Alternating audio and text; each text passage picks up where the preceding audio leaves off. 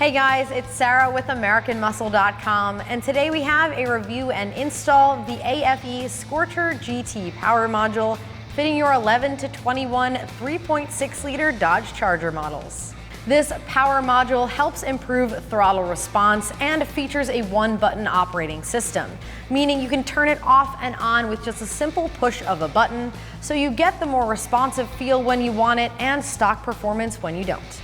It features a high-quality extruded aluminum construction with a black powder coat finish and all factory-style connectors for the simplest installation. This module was designed to be durable because it does live in your engine bay. It features an aluminum enclosure and also features a high-visibility blue LED indicator, so you know your module is on and working. This module works by altering the MAP and IAT sensor signals to give you more throttle response. Now, some users with the addition of the AFE intake have reported power gains of up to 10 horsepower. However, this is not a tuner, so it does not alter your ECU. Now, you may feel a bit of a bump in power, but you'll definitely feel a more responsive vehicle, making this perfect for those of you who want that throttle response but don't want to alter their ECU. So as far as price goes, this module comes in at around $400, putting it on par with similar products that get you more throttle response without altering that ECU, like a throttle controller. And for your money, you are getting a very simple install with this module from a trusted company like AFE. And speaking of the install, I'm giving this one a 1 out of 3 wrenches on the difficulty meter. It does feature a direct plug and play install with no modification required and can be done within 30 minutes. So with that said, let's check out the install.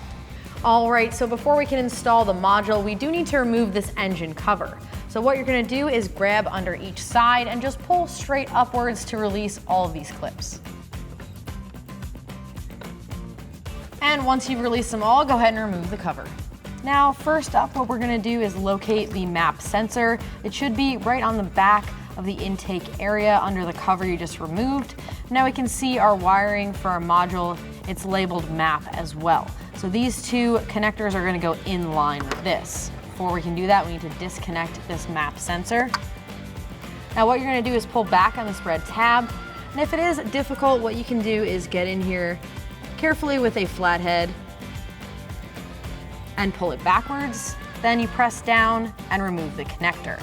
Now we have the two connectors on our module. What you're gonna do is put the female connector onto the one that you just installed.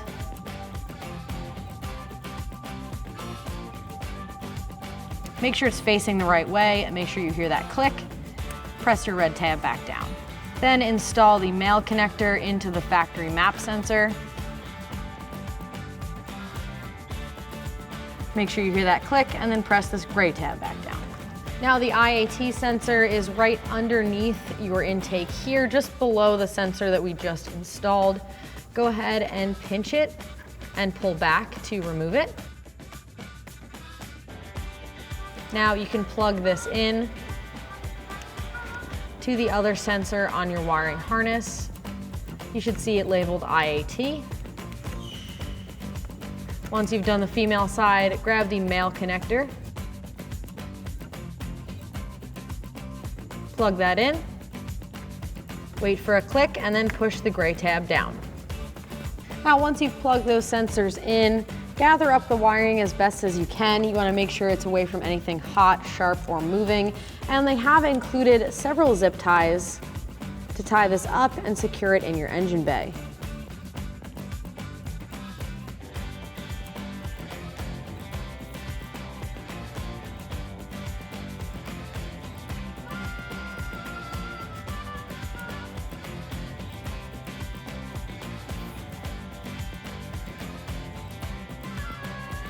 Make sure you trim off the excess with a cutters.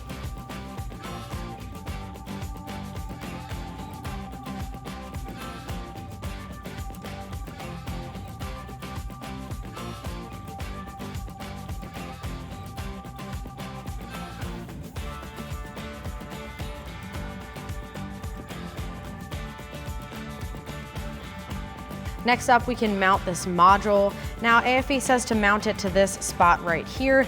You can really mount this wherever you like on a flat surface, as long as it's away from anything hot, sharp, or moving. Now what I'm gonna do is make sure this surface is clean and dry. Just using an alcohol-based cleaner. You can use an alcohol wipe as well.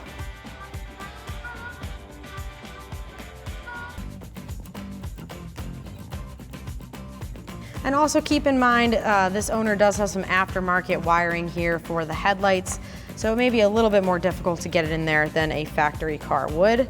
Now we have the double side adhesive here with Velcro on the other side. Just gonna peel that off. And what I'm gonna do is actually Velcro this to the back of the module itself. That way it can mount a little bit easier to whatever surface exactly where you want it.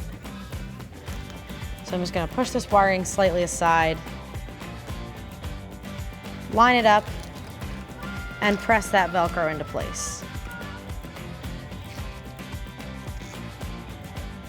Once it's off, I am gonna make sure it is fully stuck down to the area. And now we can just double check that it mounts up and securely attaches. Now make sure you secure the rest of your wiring by throwing as many zip ties as you need on here, making sure it's fully attached and away from anything, again, hot, moving, or sharp. And they have included these zip ties in the kit, which is a nice addition and makes install that much easier. Make sure you trim off the excess.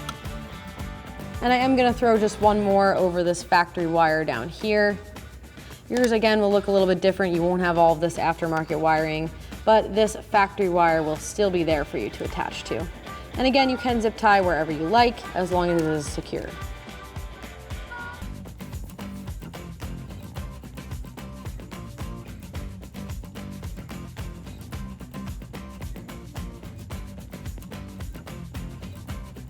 And now we can replace the engine cover.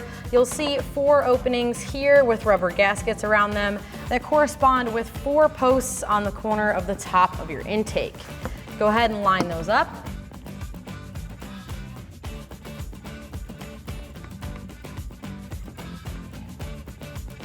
And firmly press down to get it in place. Now to operate the module, all you have to do is press the button. You'll see the blue light come on, you'll know it's on and working. Then just go ahead and press again. You'll see the light go out and the module is off. All right, so once you have that engine cover reinstalled, that is gonna do it for the review and install of this power module.